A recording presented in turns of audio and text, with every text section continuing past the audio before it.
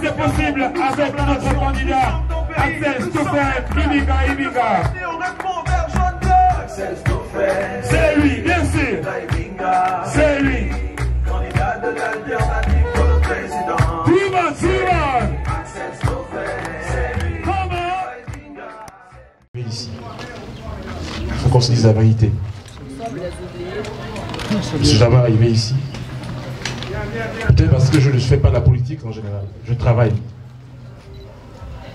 Si je faisais la politique, je serais simplement venu ici. Venir vous voir pour demander certaines choses.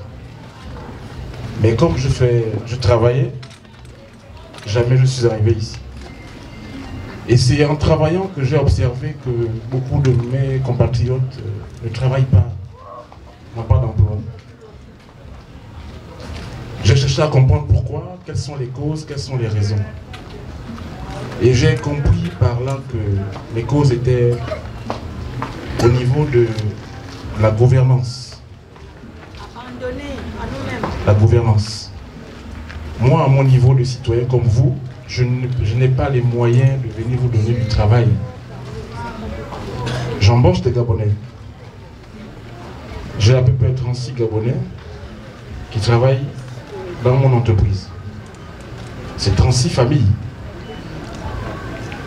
Ça, j'ai pu le faire à mon niveau. En tant que simple citoyen comme vous. Mais quand je vois le nombre de compatriotes qui sont au chômage, je me dis, mais je ne peux pas les embaucher tous dans mon entreprise, sinon on va fermer. En fait, il n'y aura même pas la place pour tout le monde. C'est pas possible. Partant de ce constat, j'ai pris une décision courageuse, audacieuse. C'est de me lever. Pour ceux qui ne savent pas, j'ai été candidat en 2023. Parmi les 19 candidats, il y avait un candidat qui n'avait pas sa place. Quand on faisait l'historique des profils, c'est-à-dire la personne, son vécu, son passé, il y avait 18 candidats qui étaient des acteurs politiques, qui ont toujours été dans la politique, qui ont toujours milité dans un parti politique.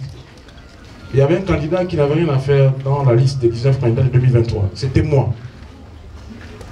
Beaucoup m'ont demandé, mais pourquoi, qu'est-ce qu'il fait là-bas? Pourquoi il vient là? Ça, c'est notre milieu. Ça, c'est la politique, c'est pour nous, c'est pour les initiés, c'est pour les anciens, c'est pas pour les novices. Ils me l'ont dit. Je leur ai dit, je ne viens pas faire la politique, je viens pour apporter du travail.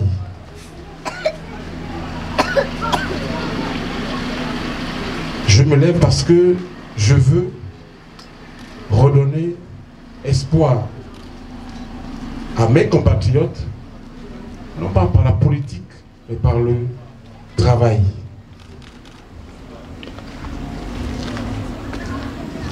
Et ce qui s'est passé est arrivé. Ils ont mal organisé les choses.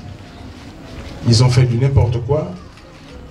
Et nos forces de défense et de sécurité se sont levées pour récupérer les choses en main, à leur niveau.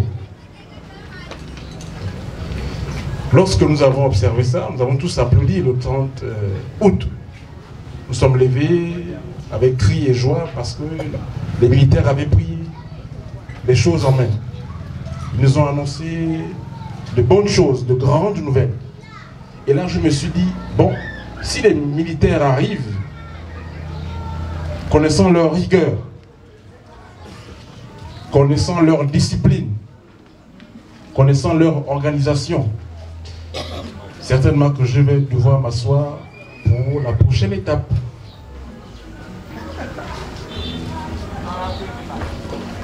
« 18 mois plus tard, 19,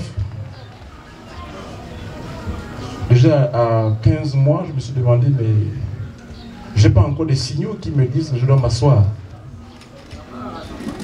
16 mois, je n'ai vu aucune fumée blanche, il me dit de m'asseoir. 17 mois, je n'ai rien vu. Et 18 mois, j'ai compris que je dois également, là aussi, cette fois-ci, là aussi, je dois me lever. Parce que je n'ai pas vu les fondements de la vision que porte mon programme, qui est la République au travail. Je n'ai pas vu. Je vous rassure, si j'avais vu, j'avais perçu cela, je serais aujourd'hui assis comme vous à écouter un candidat parler.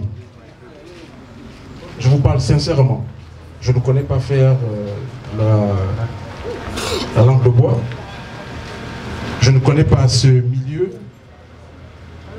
Si tous ces jeunes Gabonais qui sont aujourd'hui là s'inspirent de moi et ils créent des entreprises, s'ils embauchent ne fût-ce que 10 personnes, c'est 10 familles qui font à manger.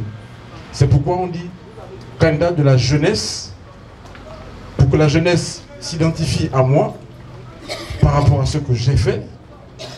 Et quand on dit et du travail, c'est parce que en le faisant, ils vont apporter du travail à d'autres compatriotes.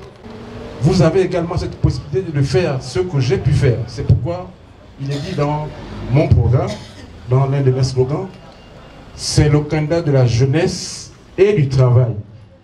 Jeunesse parce que la jeunesse doit s'inspirer de ce que j'ai fait pour qu'eux aussi créent du travail pour leurs semblables. Et par ailleurs, le travail, parce qu'en le faisant, chacun d'entre nous va créer le travail pour tout le monde, pour ceux qui n'auront pas encore eu la possibilité de se lever. L'idée n'est pas de rester assise. Si aujourd'hui tu travailles pour quelqu'un, demain, dis-toi que moi aussi je dois créer de l'emploi pour quelqu'un. Parce que ce n'est pas son héritage, c'est l'héritage de tous les Gabonais. Mais ça, il faut le comprendre d'abord. Mais ils le font parce qu'ils ont un virus dans le corps, dans le sang. Ce virus s'appelle Ce virus s'appelle la politique.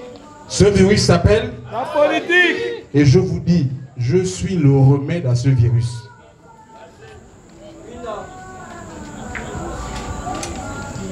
Nous allons créer de l'emploi comme jamais auparavant au Gabon. Je vous le dis, ce n'est pas une promesse. Je ne sais faire que ça, créer de l'emploi. À mon niveau, hein, de citoyen, je ne fais que ça, créer de l'emploi. Pas à l'échelle d'un pays, parce que je n'avais pas encore cette vision-là, d'aller là-bas. Mais là, il y a un problème parce que j'ai la vision-là. Donc, ça veut dire qu'aujourd'hui, j'ai devant moi des obstacles. Je n'ai pas d'adversaire. J'ai entendu ça quelque part. Je n'ai pas d'adversaire. Oui. Non, moi j'ai un adversaire. Certains n'ont pas d'adversaire, mais moi j'ai un adversaire. Mon adversaire s'appelle La politique. Il s'appelle La politique. Je vais la battre. Je vais abattre cet adversaire-là. Ça fait 35 ans qu'il est là. Il est tapis sous l'ombre.